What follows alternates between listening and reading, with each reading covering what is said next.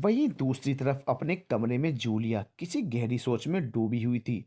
उसके दिमाग में देवराज की बातें ही घूम रही थी। उसने खुद से कहा, नहीं, मैं उस आद्रिका को उनके दिल में जगह नहीं लेने दूंगी। वो सिर्फ मेरे पिता हैं। इतना बोल वो उठी और नीचे चली गई। नीचे आकर वो सीधा किचन में गई। उसे किचन में देख नौकरों ने सिर झुका लिया। धीरज ने कहा, छोटी राजकुमारी साहब, आप यहाँ? अगर कोई काम है तो मुझे बुला लिया होता। जूलिया, नहीं, कोई बात नहीं। मुझे तुमसे ये पूछना था कि राजा साहब को खाने में सबसे ज़्यादा क्या पसंद है? धीरज, जी, सूजी का हलवा।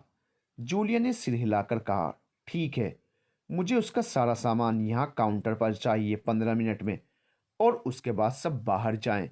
धीरज, लेकिन राजकुमारी जी। तभी उसकी नज़रें जूलिया की नज़रों से टकराई, जो कि उसे घूर रही थी। तो उसने नज़रें झुकाकर बाकी नौकरों को सामान काउंटर पर रखने का इशारा किया। जूलिया ने फिर फ़ोन लिया और यूट्यूब पर वीडियो देखने लगी हलवे को बनाने की। जब सारा सामान काउंटर पर आ गया तो वो हलवा बनाने में जुट गई। वहीं दूसरी तरफ आद्रिका बालकनी में बैठी नीचे गार्डन देख रही थी। उसके चेहरे पर उदासी छाई हुई थी। तभी उसका फ़ोन बजा। उसने देखा कि अर्नव का फ़ोन है। ये देख उसके चेहरे पर एक प्यारी सी मुस्कान आ गई। उसने झट से फ़ोन उठा लिया। अर्नव, सॉरी आरू, मैं पहले फ़ोन नहीं उठा पाया। फ़ोन साइलेंट पर था। आद्रिका, कोई बात नहीं, कैसे हो तुम? और सिया कैसी है? अर्नव, तुम्हारे बिना कुछ अच्छा नहीं लग रहा। बाकी सिया तो बहुत रोई। आद्रिका घबरा कर, क्यों? क्या हुआ? सब ठीक तो है?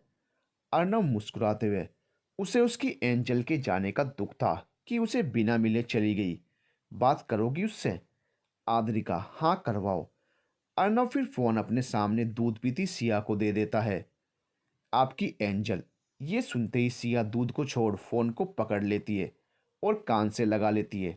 सिया, हेलो एंजल, आप बिना मुझे बताए और मिले चले गए।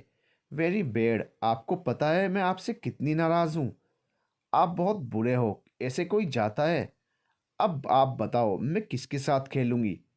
आद्रिका हंसते हुए, सॉरी मेरा बच्चा, आप फिक्र ना करो, मैं जल्दी वापस आ जाऊंगी। फिर हम दोनों बहुत ज़्यादा खेलेंगे। सॉरी, माफ़ कर दो अपनी एंजल को। सिया, ठीक है, किया माफ़। फिर थोड़ी देर बात करके सिया फ़ोन अर्नव को पकड़ा देती है। अर्नव फ़ोन लेकर खिड़की के पास चला जाता है और फिर बात शुरू करता है। अर्नव, कैसी हो? आद्रिका, तुम्हारे बिना बिल्कुल भी ठीक नहीं हूँ। बहुत याद आ रही है तुम्हारी। अर्नव झट से, तो वापिस आ जाओ। आद्रिका हंसते हुए, वापिस आ जाओ? वाह, अगर इतना ही आसान होता तो मैं आती ही ना। पता नहीं यहाँ क्या हो रहा है। जब से आई सब कुछ अजीब सा ही है। इतना बोल आद्रिका उसे सब बताती है, जूलिया के बारे में भी। जूलिया के बारे में सुनकर अर्नव को गुस्सा आ गया। अर्नव, आरू, जूलिया से तुम दूर रहना। मैं नहीं चाहता कि वो तुम्हें चोट पहुंचाए। आद्रिका, ठीक है। तभी उसकी नज़र दरवाजे पर गई जहां पर देवराज अभी अभी आए थे। देवराज को देख आद्रिका जल्दी से बोलती है अर्नव को, अनु, मैं बाद में बात करती हूँ, बाय। अर्नव ने कहा, okay, take care, love you. Aadrika बिना कुछ बोले फ़ोन काट देती है। आद्रिका देवराज से हड़बड़ाकर बोली, आप यहाँ? तभी उसका फ़ोन बजा। उसने देखा कि अर्नव का है। उसने फ़ोन काट दिया और अपनी नज़रें देवराज पर अटका दी। लेकिन फिर फ़ोन बज उठा। अर्नव का ही था। उसने काट दिया। फिर से बजा। अब आद्रिका को खींच चढ़ रही थी। उसने फिर से काट दिया। ये सब देवराज ध्यान से देख रहे थे। एक बार फिर से बजा तो देवराज ने कहा, उठा लीजिए, कोई बेसब्र है आपसे बात करने को। आद्रिका ने देवराज को झूठी मुस्कान दी और बालकनी में जाकर कॉल उठा लिया। आद्रिका ने खींचकर कहा, क्या हुआ अनु? अर्नव ने मुंह बनाकर कहा, तुमने मेरी लव यू का जवाब नहीं दिया और अब ऊपर से फ़ोन काटे जा रही थी। आद्रिका ने सिर पीट लिया ये सुनकर। आद्रिका ने कहा, तुम सिया को कैसे संभालते हो जबकि खुद एक बच्चे हो? लव यू टू, अब बाय। इतना बोल उसने फ़ोन काट दिया और जैसे ही कमरे में जाने लगी फ़ोन फिर से बज उठा। उसने खींचकर उठाया और कहा, अब क्या है? अर्नव ने मासूमियत से भरी आवाज़ में कहा, ये तो बताती जाओ, नेक्स्ट फ़ोन कॉल कब करोगी? आद्रिका ने खींचकर कहा, जब फ्री हो जाऊंगी। अब अगर फ़ोन किया ना तो बात नहीं करूंगी। इतना बोल उसने फ़ोन काट दिया। वो शांत हुई और फिर कमरे में गई। कमरे में देवराज बेड के खाली जगह पर एक टेबल लगवा रहे थे नौकरों से। ये देख वो बोली, ये सब। देवराज उसकी तरफ घूमे और बोले, आपकी परीक्षाएं चल रही थी ना शिमला में, और आप यहाँ आ गई, तो अब आप यहीं से अपनी परीक्षाएं देंगी, यहाँ की ब्रांच से। आपके कॉलेज वालों से हमने बात कर ली है। आपकी अगली परीक्षा परसों है, तो अब आप उस परीक्षा की तैयारी करिए। हम नहीं चाहते कि यहाँ आने से आपका एक साल बर्बाद हो जाए। ये सुन आद्रिका बोली, लेकिन माँ। देवराज ने उसे टोकते हुए कहा, आपकी माँ से हमने बात कर ली है। आप बेफिक्र होकर परीक्षा दीजिए। अगर आपको कोई भी परेशानी हो तो बता दीजिएगा। आद्रिका बोली, लेकिन मेरी बुक्स शिमला में हैं। देवराज ने कहा, किताबों की फिक्र न करें, वो हमने मंगवा ली हैं। आद्रिका ने सिर हिला दिया। देवराज जाने लगे, लेकिन फिर रुककर बोले, आप हमारी एक बात मानेंगी? आद्रिका ने कहा, क्या? देवराज ने कहा, हमें सूजी का हलवा बहुत पसंद है और हम आपके हाथ का खाना चाहते हैं, बना देंगी? आद्रिका मुस्कुराते हुए, अरे, आपकी और हमारी पसंद कितनी मिलती है। मुझे भी सूजी का हलवा बहुत पसंद है, लेकिन सिर्फ अपनी माँ के हाथ का। देवराज ने धीमी आवाज में कहा, हमें भी। आद्रिका सुन नहीं पाई, लेकिन उसे इतना पता लग गया कि देवराज ने कुछ कहा है, तो उसने पूछा, कुछ कहा आपने? देवराज ने हड़बड़ाहट में कहा, हाँ, वो यही कह रहे थे कि आप बना देंगी। आद्रिका, जी बिल्कुल। देवराज मुस्कुराते हुए चले गए। आद्रिका कुछ देर बाद किचन में चली गई, जहाँ से जूलिया जा चुकी थी। उसका बनाया हलवा किचन में एक तरफ रखा हुआ था, लेकिन वो आद्रिका ने नहीं देखा। वहाँ नौकर काम कर रहे थे। उसे देख धीरज ने कहा, बड़ी राजकुमारी साहब, आप यहाँ? आद्रिका इधर उधर देखने लगी और फिर धीरज से कहा, आपने हमें बुलाया? धीरज ने हाँ में सिर हिलाया, तो आद्रिका ने सिर झटक कर कहा, हाँ, वो सूजी का हलवा बनाना है तो सारा सामान काउंटर पर चाहिए। ये सुनकर धीरज ने कुछ कहना चाहा, तभी उसे देवराज की बात याद आ गई कि उसे आद्रिका का कहा मानना है। बिना कुछ कहे तो उसने सभी नौकरों को इशारा किया। कुछ देर में सामान काउंटर पर था। वो हलवा बनाने लगी। जब धीरज ने उसके हलवा बनाने का तरीका देखा तो मुस्कुरा दिया। वो मन ही मन बोला, जैसे सालों पहले रानी साहब बनाया करती थी, बिल्कुल वैसा ही तरीका है राजकुमारी साहब का भी।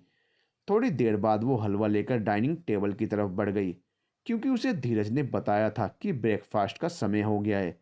जूलिया भी अपना हलवा लेकर वहीं चली आई। दोनों ने एक नज़र एक दूसरे को देखा और नजरें फेर ली। कुछ देर में वहां देवराज और काव्य आ गए।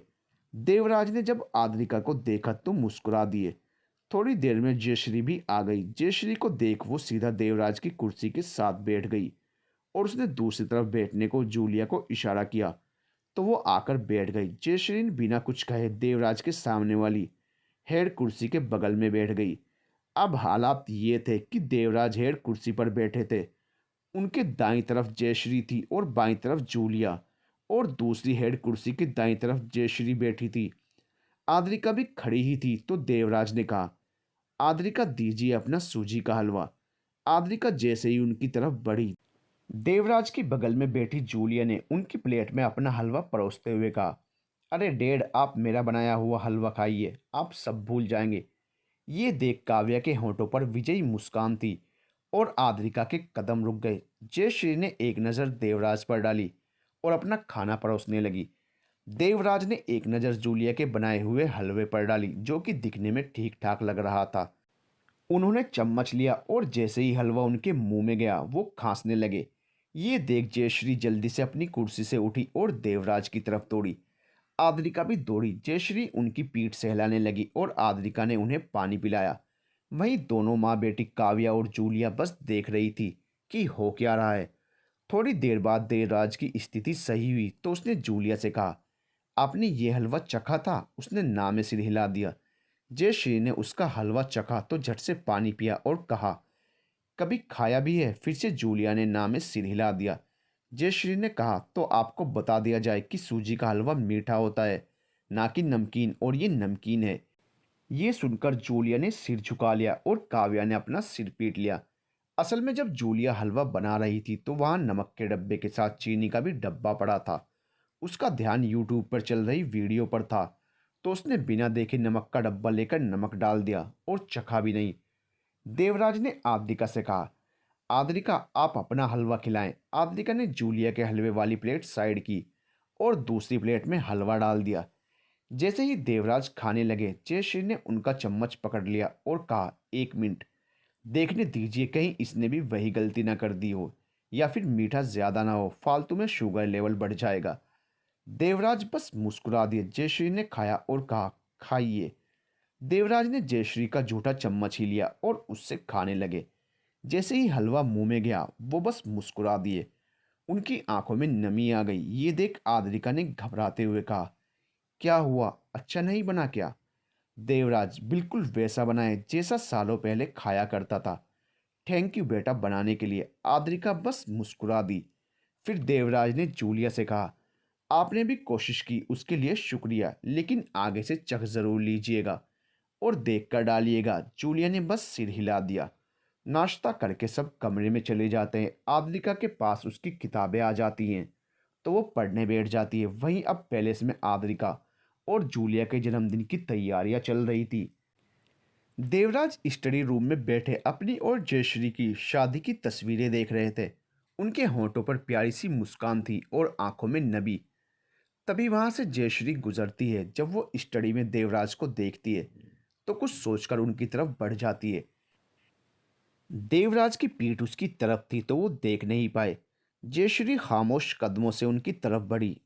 जब उसने पीछे से ही देवराज के हाथों में शादी की तस्वीरें देखी, तो उसकी आंखों में भी आंसू आ गए। जब देवराज को अपने पीछे किसी के खड़े होने का एहसास हुआ, उन्होंने अपना चेहरा घुमाया। सामने जयश्री को देख वो झट से खड़े हुए। जयश्री उनके ऐसे पलटने से सकपका गई। वो जैसे ही जाने लगी, देवराज ने उसकी बाह खींचकर उसे अपने सीने से लगा लिया और उस पर अपनी बाहें कस दी। पहले तो जयश्री उनकी पकड़ से छूटने के लिए कसमसाने लगी, लेकिन फिर वो भी पिघल गई। उसने भी उनकी पीठ पर हाथ रख दिए। ये महसूस करते ही देवराज ने बाहें और ज्यादा कस दी। अब जयश्री के आंसू निकल चुके थे उसकी आंखों से। ये आंसू सालों की दूरी, सालों की नाराजगी थे। उसने जो सब सहा इतने सालों में, वो सब दर्द, गुस्सा और नाराजगी आज आंसुओं के जरिए निकल रहा था। देवराज ने भी उसे शांत नहीं किया। उसने उसे रोने दिया ताकि उसका दिल हल्का हो जाए। इतने सालों में जयश्री कभी भी नहीं रोई, लेकिन आज देवराज की बाहों ने उसे कमजोर कर दिया। बीते कल की यादें उभर आई थी आज। जयश्री का रोना बढ़ता ही जा रहा था और देवराज की भी बाहें जयश्री पर कसती जा रही थी। दोनों एक दूसरे से कुछ नहीं बोल रहे थे, बस एक दूसरे को महसूस कर रहे थे। वहीं बाहर खड़ी आदरिका ये सब देखकर असमंजस में थी। अपनी माँ को किसी और की बाहों में देख उसे कुछ भी समझ नहीं आ रहा था। तभी उसके कानों से आवाज टकराई, बाजारू औरत, मेरे पति को मुझसे छीनना चाहती है तुम्हारी माँ। तुम्हें तो यही सब बताया गया होगा ना कि तुम यहाँ की राजकुमारी हो, लेकिन ये नहीं बताया कि कैसे। अरे जब बाप ही नहीं है तो कैसी राजकुमारी? बस मेरे पति पर जादू चलाकर खुद को यहाँ की रानी बनाने का सोच रही है। पर यहाँ की रानी मैं हूँ और यहाँ की होने वाली रानी मेरी बेटी आंचल। आद्रिका ने पीछे मुड़कर देखा तो काव्या खड़ी थी। काव्या वहां से चली गई। आद्रिका के दिमाग में काव्या की बातें घूम रही थी। उसने एक नज़र देवराज और जयश्री को एक दूसरे की बाहों में देखा और वहां से अपने कमरे की ओर चली गई। वहीं दूर से आद्रिका पर अपनी बातों का असर होते देख काव्या मुस्कुरा उठी। उसने खुद से कहा, दोनों माँ बेटी एक जैसी ही हैं, दोनों को ही अपने जाल में फंसाना बहुत आसान है। इतना बोल उसने झटके से अपने बाल पीछे किए और अपने कमरे में चली गई। वहीं दूसरी तरफ कमरे में आते ही आद्रिका की आंखों के आगे देवराज और जयश्री का सीन आ रहा था और कानों में काव्या की बातें गूंज रही थी। उसने चिल्लाकर अपने कानों पर हाथ रख लिया। वो बाथरूम में भाग गई। उसने 5-6 बार अपना चेहरा पानी से धोया और बाहर आई तो एक नौकरानी आकर बोली, राजकुमारी साहेब आप ठीक हैं? आद्रिका अपने सिर को पकड़ते हुए बोली, मुझे 1 कप कड़क अदरक वाली चाय चाहिए। नौकरानी सिर हिलाकर चली गई। आद्रिका अपने बेड पर बैठ गई। वहीं काफी देर रो देने के बाद जयश्री देवराज से अलग हुई। देवराज ने लेकिन उसका सिर सिर्फ अपने सीने से हटाया, उस पर से अपनी बाहें नहीं हटाई। देवराज ने उसके गाल पर आंसुओं को पोंछा और कहा, आपने जितना रोना था रो लिया, अब और नहीं, बस। जयश्री बिना कुछ बोले उनकी बाहों से छूटने की नाकाम कोशिशें करने लगी। तो देवराज ने उसे और कसकर पकड़ते हुए कहा, आप जानती हैं ना कि हमारी बाहों से निकलना कितना मुश्किल है, तो क्यों कोशिश कर रही हैं? ना तो पहले आपको हम अपनी बाहों से निकलने देते थे और ना ही अब निकलने देंगे। जयश्री ने एक नज़र देवराज की आंखों में देखा और फिर नजरें झुकाकर बोली, 12 बजने वाले हैं, मुझे आदि को उसके जन्मदिन की मुबारकबाद देनी है। देवराज, जरूर दीजिए, लेकिन आज आपसे पहले उनके पिता उन्हें मुबारकबाद देंगे। जयश्री ने बस सिर हिला दिया। तभी घड़ी में 12 बजे और घंटा बज गया।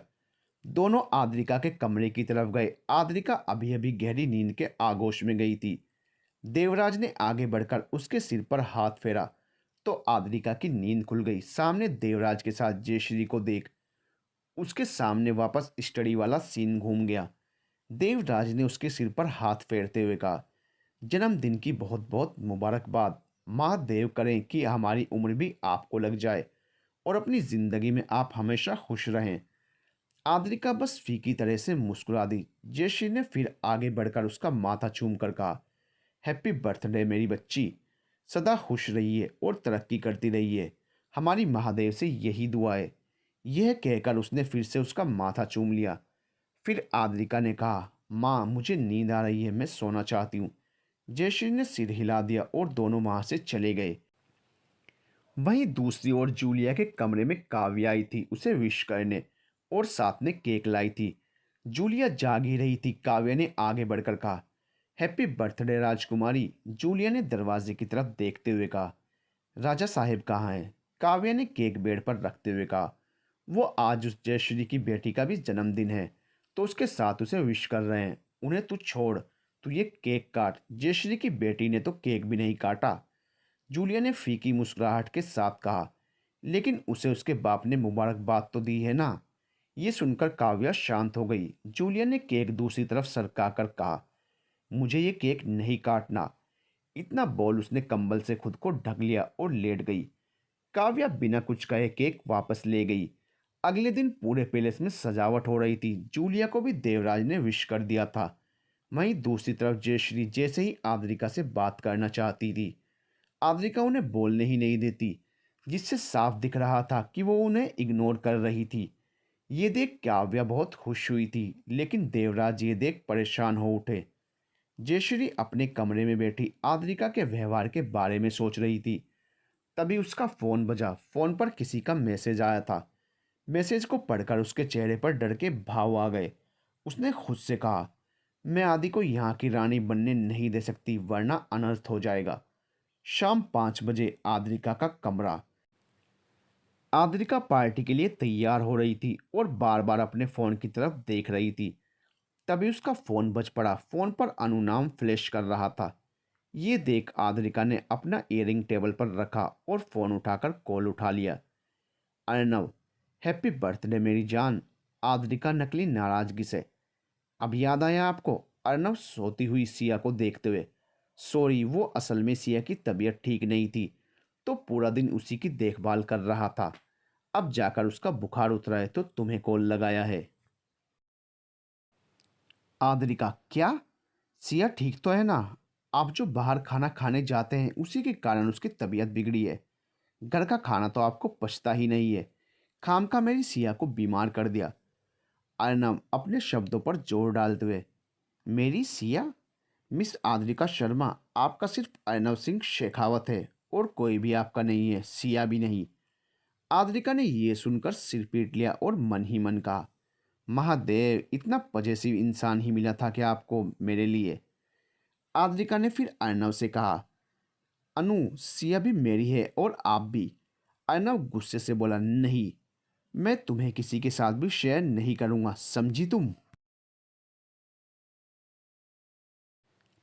आद्रिका झल्लाकर बोली, ठीक है। अर्नव शांत होकर बोला, सॉरी, ज़्यादा ओवर रिएक्ट कर दिया ना। आद्रिका ने सिर्फ कहा। अर्नव ने फिर बात को पलटते हुए कहा, अच्छा, कोई पार्टी वार्टी नहीं है क्या? आद्रिका ने मुंह बनाते हुए कहा, है, मुझे काफ़ी अजीब लग रहा है। मतलब ना कोई जान ना कोई पहचान, और यहाँ मैं अपना जन्मदिन मना रही हूँ। काफ़ी अजीब है। अर्नव, कोई बात नहीं। अच्छा सुनो, वो जूलिया ने कुछ कहा तो नहीं ना तुम्हें? आद्रिका, नहीं, पर सुबह से ऐसे घूर घूर कर देख रही है जैसे मैंने पता नहीं उसका क्या छीन लिया हो। अर्नव, तुम उसे इग्नोर करो। फिर थोड़ी देर बात करके आद्रिका फ़ोन काट देती है। कुछ देर बाद वो अच्छे से तैयार हो जाती है। आज वो बहुत ही प्यारी लग रही थी। देवराज ने उसे ग्रे कलर का ऑफ शोल्डर गाउन दिया था जिसमें वो बेइंतहा खूबसूरत और प्यारी लग रही थी। उसने बालों का बहुत प्यारा सा बन बनाया हुआ था। गले में उसने एक चेन पहनी हुई थी जो उसे जयश्री ने गिफ्ट की थी। चेन में महादेव का त्रिशूल लटक रहा था। उसने एक नज़र अपने आप को शीशे में देखा और फिर अपनी एक फ़ोटो अर्नव को भेज दी। तभी कमरे में जयश्री आ गई। जयश्री को देख उसने चेहरे को भावहीन कर लिया। जयश्री ने अपनी आंख से उंगली पर काजल लेकर आदिका के कान के पीछे लगाते हुए कहा, किसी की नज़र न लगे मेरी आदि को। आद्रिका ने कुछ नहीं कहा, बस भावहीन चेहरा रखा। ये देख जयश्री ने कहा, क्या हुआ आदि? हम सुबह से देख रहे हैं, आप हमें नज़रअंदाज क्यों कर रही हैं? आप नाराज़ हैं हमसे किसी बात पर? आद्रिका ने आंखों में आंसू लिए कहा, माँ, हमें किसी चीज़ की कमी है। आद्रिका की आंखों में आंसू जयश्री के दिल पर चुभ रहे थे। उसने प्यार से कहा, ना मेरे बच्चा, लेकिन हुआ क्या? ये सवाल किस लिए? आद्रिका, अगर हमें किसी चीज़ की कमी नहीं है तो ये सब करने की क्या ज़रूरत है? जयश्री ने असमंजस में कहा, क्या कहना चाहती हो आदि? साफ साफ कहो। आद्रिका, साफ साफ तो मैंने कल रात देखा उस आदमी की बाहों में आपको, जिनसे आपने हमें दूर रहने को कहा है। क्यों कर रही हैं आप ये सब? मुझे नहीं बनना कहीं की रानी राजकुमारी। मैं शिमला की वही आम लड़की ठीक हूँ। नहीं चाहिए कोई शान शौकत। उसकी बात सुन जयश्री चौंक गई। उसने कहा, आदि, तुम जो कुछ भी सोच रही हो गलत सोच रही हो। ऐसा कुछ भी नहीं है। असलियत में तुम ही हो यहाँ की राजकुमारी। और आद्रिका ने उसे टोकते हुए कहा, माँ, नहीं बनना मुझे कोई राजकुमारी या रानी। तभी कमरे में एक नौकरानी आई और उसने सिर झुकाकर कहा, राजकुमारी साहब, रानी साहब, आप दोनों को राजा साहब नीचे बुला रहे हैं। जयश्री सिर हिला देती है। आद्रिका बिना कुछ कहे अपना फ़ोन लेकर बाहर निकल जाती है। जयश्री ने मन ही मन कहा, मुझे जल्द से जल्द आदि के मन से ये गलतफहमी निकालनी होगी, वरना कुछ गलत ना हो जाए। फिर वो भी बाहर निकल गई। नीचे सभी मेहमान आ चुके थे। देवराज सभी से मिल रहे थे। काव्या एक जगह जूलिया के साथ खड़ी थी। जूलिया ने भी ग्रे कलर की ही एक लॉन्ग ड्रेस पहनी हुई थी। उसे भी ड्रेस देवराज ने ही दी थी। उसने बालों को खुला छोड़ रखा था। वो भी आज खूबसूरत लग रही थी। आद्रिका को आता देख देवराज उसकी तरफ बढ़ गए। देवराज ने उसके आगे अपना हाथ किया तो आद्रिका ने नज़र घुमाकर जयश्री को देखा जो उसे अपना हाथ देवराज के हाथ में देने का इशारा कर रही थी। आद्रिका ने अपना हाथ देवराज के हाथ में दे दिया। देवराज फिर जूलिया के पास गए और उन्होंने दूसरा हाथ उसके आगे किया तो जूलिया ने भी हाथ देवराज के हाथ में दे दिया। फिर देवराज उन दोनों का हाथ पकड़कर उन्हें स्टेज पर ले गए। अब एक तरफ आद्रिका थी और दूसरी तरफ जूलिया। देवराज ने माइक लिया, खम्मा घड़ी, आप सब यहाँ आए उसके लिए आप सभी का तहे दिल से शुक्रिया। आज का दिन मेरे लिए बहुत ख़ास है क्योंकि आज के दिन मेरी ज़िंदगी में काफ़ी ज़्यादा स्पेशल लोगों ने जन्म लिया जिन्होंने मेरी ज़िंदगी ही बदल दी। अगर एक मेरे करीब थी तो दूसरी दूर होकर भी करीब थी। आज उदयपुर की राजकुमारियाँ राजकुमारी आद्रिका देवराज सिंह राठौड़ और राजकुमारी आंचल सिंह राठौड़ का जन्मदिन है। आप सभी सोच रहे होंगे कि आद्रिका कौन है, तो आप सभी को बता दूं कि आद्रिका मेरी पहली पत्नी जयश्री की बेटी है। वो किसी निजी कारण की वजह से हमसे दूर थी। आंचल को तो आप सभी जानते ही हैं। वेल, आप सभी के दिमाग में एक और सवाल होगा और वो ये होगा कि आज तक मैंने अपने परिवार में से किसी का भी जन्मदिन नहीं मनाया, तो आज क्यों? आज कुछ खास है। असल में आज मेरी दोनों राजकुमारी जैसी बेटियां 22 साल की हो चुकी हैं और आज ही उदयपुर की रानी का नाम घोषित होगा। तभी एक आदमी बोला, लेकिन राजा साहेब, रानी कौन होगी, क्योंकि दोनों ही 1 वर्ष की हैं। तभी दूसरा आदमी भी बोला, और बिना राजा के रानी नहीं बन सकती। बाकी सब भी कुछ न कुछ बोलने लगे। तो देवराज ने सभी को शांत करते हुए कहा, आप सभी शांत हो जाइए, हम जानते हैं कि क्या उसूल हैं रानी और राजा बनने के, और उन्हीं उसूलों पर मेरी बेटियों में से एक बेटी रानी बनेगी। कुछ पलों का विराम लेकर देवराज ने कहा, मैं उदयपुर की रानी की जिम्मेदारी और अपने बिजनेस की जिम्मेदारी देता हूँ आद्रिका सिंह राठौड़ को। आज से और अभी से वो यहाँ की रानी है। ये सुनकर बाकी सब तालियां बजाने लगे, लेकिन वहीं आद्रिका हैरत भरे भावों के साथ खड़ी अपनी माँ को देख रही थी, जिसके चेहरे पर परेशानी भरे भाव थे। फिर देवराज ने कहा, लेकिन जैसा कि आपने कहा कि बिना राजा के रानी अधूरी है, तो परसों आद्रिका की मंगनी है, आप सभी उसमें शामिल जरूर होइएगा। ये सुनकर आद्रिका को एक और बहुत ही जोर का झटका लगा। वहीं काव्या जल भुन चुकी थी। उसने एक गुस्से से भरी नजर जयश्री पर डाली और वहां से चली गई। आद्रिका को कुछ समझ नहीं आ रहा था कि उसके साथ हो क्या रहा है। तभी देवराज उसके पास आए। उनके हाथ में एक सोने का ताज था जिस पर हीरे जड़े हुए थे। देवराज ने वो ताज आद्रिका के सिर पर सजा दिया। आद्रिका अभी भी हैरत में थी। पार्टी खत्म हो चुकी थी। आद्रिका जयश्री के रूम में थी। उन दोनों ने ही अभी तक कपड़े नहीं बदले थे। आद्रिका के चेहरे पर गुस्से भरे भाव थे। उन्होंने कहा, माँ, मुझे किसी से भी कोई शादी वादी नहीं करनी।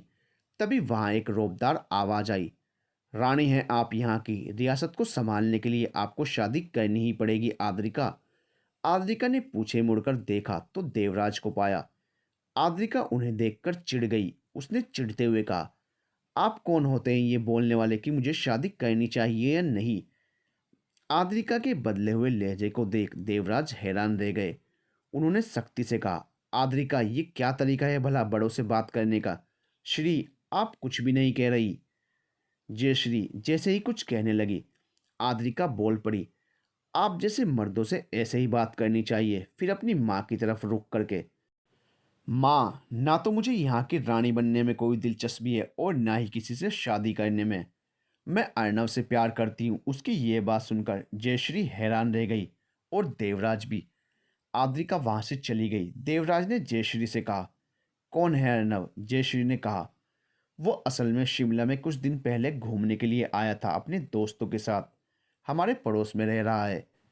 देवराज, आद्रिका को कहो कि भूल जाए वो उसे।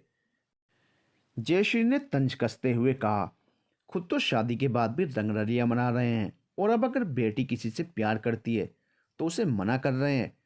देवराज ने खींच कर कहा, गैंगस्टर है वो, और मैं अपनी बेटी किसी गैंगस्टर को नहीं सौंप सकता। देवराज की बात सुन जयश्री हैरान रह गई, क्योंकि वो ये बात नहीं जानती थी कि अर्नव एक गैंगस्टर है। देवराज वहां से चले गए। आद्रिका का कमरा। आद्रिका बालकनी में खड़ी अर्नव को फोन लगा रही थी। तभी अर्नव ने फोन उठा लिया। अर्नव ने बहुत ही प्यार से कहा, हेलो आरू। आद्रिका उसकी आवाज़ सुनते ही रोने लग गई। उसके रोने की आवाज़ सुन अर्नव परेशान हो गया। उसने फिक्रमंद लहजे में कहा, आरू, आरू, क्या हुआ आरू, सब ठीक तो है ना। आद्रिका, अनु, अनु, वो मेरी शादी करवाना चाहते हैं किसी और से।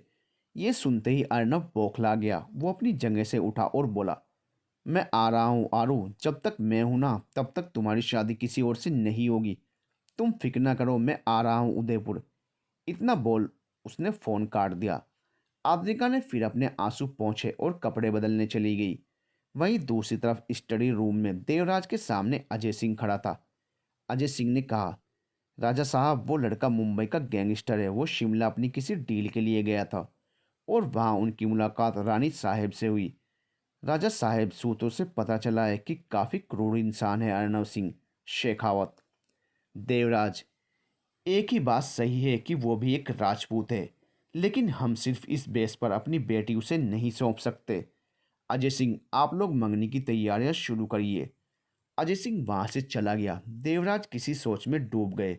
वहीं जयश्री आद्रिका के कमरे में गई और तभी आद्रिका बाथरूम से निकल कर आई। जयश्री को देख उसने मुंह फेर लिया। जयश्री ने आगे बढ़कर उसे बेड पर बैठाया और कहा, कब से चल रहा है ये सब। आद्रिका ने कहा, जब वो आया तभी से। जयश्री, तुम उसकी असलियत जानती हो। आद्रिका ने असमंजस में कहा। कौन सी असलियत? जयश्री, यही कि वो एक गैंगस्टर है। ये सुनकर आद्रिका के पैरों तले जमीन खिसक गई। वो इस बात से अनजान थी। उसने ना में सिर हिलाते हुए कहा, आप झूठ बोल रही हैं ना माँ, आप झूठ बोल रही हो जयश्री। ना मेरी बच्ची, वो सच में एक गैंगस्टर है। क्या उसने अब तक तुम्हें अपनी सच्चाई बताई? उसने बताया कि वो क्या करता है? आद्रिका ने ना में सिर हिला दिया। उसे अब रोना आ रहा था। जयश्री, आदि, ना जाने वो कितनी ही लड़कियों के दिल तोड़ चुका होगा। आद्रिका ने ना में सिर हिलाते हुए कहा, नहीं मां नहीं, ऐसा नहीं हो सकता। वो मुझसे बहुत प्यार करता है। ये देख जयश्री ने सीधा थप्पड़ मार दिया आद्रिका को। आद्रिका सीधा बेड पर मुंह के बल गिरी। उसका हाथ उसके गाल पर था जिस पर आद्रिका को थप्पड़ पड़ा था। जयश्री ने उसकी बाजू को पकड़ते हुए कहा, तुझे जरा भी शर्म नहीं आई? आद्रिका ने दबी आवाज में कहा, आपको शर्म नहीं आई किसी गैर मर्द की बाहों में? उसकी हाजिर जवाबी देख जयश्री ने एक और थप्पड़ जड़ दिया। जयश्री ने गुस्से से तिलमिलाते हुए कहा, वो पति है मेरे। ये सुनकर आद्रिका हैरानी से जयश्री को देखने लगी। जयश्री को फिर होश आया। उसने क्या कहा? उसने फिर नर्म भाव से कहा, देख आदि, अभी मेरी छोड़ और अपनी देख। तेरे आगे तेरी पूरी जिंदगी पड़ी है। अर्नव एक गैंगस्टर है। ना जाने कितनी लड़कियों को धोखा दिया होगा उसने और कितनों को झूठे वादे किए होंगे। वो इंसान जिसने तेरी मंगनी तय की है वो तेरा बाप है। और बाप से बढ़कर कोई भी अपनी बेटी के बारे में भला नहीं सोच सकता। अर्नव को एक बुरा सपना समझकर भूल जा। जयश्री फिर वहां से चली गई। आद्रिका को अभी भी जयश्री की बात पर यकीन नहीं हो रहा था। उसने अपना फ़ोन लिया और अर्नव को फ़ोन लगाया, लेकिन अर्नव का फ़ोन बंद आ रहा था, जिसे देख आद्रिका की आंखों में आंसू आ गए। उसे अब समझ नहीं आ रहा था कि वो किस पर विश्वास करे। आद्रिका ने मन ही मन कहा, कहीं सच में अर्नव ने मुझे यूज़ एंड थ्रो तो नहीं किया? नहीं, ऐसा नहीं हो सकता। वो मुझसे प्यार करता है। लेकिन फिर उसे कुछ समझ नहीं आ रहा था कि वो अर्नव पर भरोसा करे या ना करे। वो बेड पर लेट गई और एकटक सीलिंग को घूरने लगी। वहीं दूसरी तरफ जयश्री अपने कमरे में बहुत ही परेशान बैठी थी। तभी उसके फ़ोन पर किसी का मैसेज आया। मैसेज पढ़कर जयश्री की आंखें बड़ी हो गई। उसने अपने पर्स में फ़ोन डाला और बाहर निकल गई। बाहर निकलकर वो सीधा पार्किंग में गई। ड्राइवर उसे देख बोला, महारानी जी आप यहाँ, वो भी इस वक्त? कहीं जाना है क्या? जयश्री ने एक पल सोचा और फिर कहा, नहीं, मतलब हाँ मुझे जाना है, लेकिन मैं अकेली ही चली जाऊंगी। इतना बोल वो वहां खड़ी एक गाड़ी में बैठ गई। चाबी लगी हुई थी तो जयश्री गाड़ी लेकर चली गई। एक पल के लिए ड्राइवर को कुछ समझ नहीं आया, क्योंकि जयश्री ने सब बहुत स्पीड में किया था। लेकिन जब ड्राइवर को कुछ समझ आया तो वो भागकर अंदर पैलेस में गया। अंदर जाते वक्त वो अजय से टकरा गया। अजय ने कहा, क्या हुआ रघु? कौन सी मैराथन जीतनी है तुम्हें? रघु, साहब वो महारानी जी अकेली कहीं चली गई हैं गाड़ी में। ये सुनकर अजय की आंखें बड़ी हो गई और वो बोला, कौन सी? रघु, बड़ी महारानी जी। ये सुनकर अजय उल्टे पैर वापस देवराज के पास स्टडी रूम में चला गया। देवराज उसके चेहरे के भाव को देखकर बोले, क्या हुआ अजय, चेहरे पर 12 क्यों बजाए हैं? अजय, महाराज, वो बड़ी महारानी जी कहीं अकेली चली गई हैं। ये सुनते ही देवराज चौंक गए। उन्होंने फिर गुस्से से कहा, तुम क्या कर रहे थे?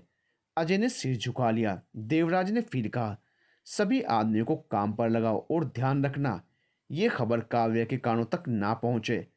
अजय सिर हिलाकर चला गया। देवराज चिंतित होकर इधर उधर चलने लगे। वहीं दूसरी तरफ जयश्री बहुत ही तेज गति पर गाड़ी चला रही थी। उसकी आंखों में आंसू थे। वो कुछ ही देर में उदयपुर के बाहरी इलाके में आ पहुंची थी। उसने एक तरफ अपनी गाड़ी लगाई और गाड़ी से निकलकर एक दिशा में आगे बढ़ गई। थोड़ी देर बाद वो एक हवेली के सामने खड़ी थी। हवेली के ऊपर बड़े बड़े अक्षरों में लिखा हुआ था, सुमित्रा भवन। जयश्री को देख वॉचमैन ने गेट खोल दिया। जयश्री अंदर चली गई। अंदर केयरटेकर ने जैसे ही उसे देखा, अपना सिर झुका लिया। जयश्री बिना कुछ कहे हवेली के अंदर सीढ़ियों के नीचे बने एक कमरे में चली गई। उसने वहां जाकर एक स्विच दबाया तो नीचे बेसमेंट में जाने का रास्ता खुल गया। जयश्री एक गहरी सांस लेकर बेसमेंट में गई। बेसमेंट में जाते ही उसे सामने एक बूढ़ी औरत और एक जयश्री की ही उम्र का आदमी बंधे हुए बहुत ही खराब अवस्था में मिले। दोनों बेहोशी में थे। उन्हें ऐसे देख जयश्री की आंखों से आंसू बह गए। वो जैसे ही उनकी तरफ बढ़ने लगी, किसी ने पीछे से उसका हाथ पकड़ लिया। ये महसूस करते ही जयश्री रुक गई। उसने पीछे मुड़कर देखा तो टू बी कंटिन्यूड।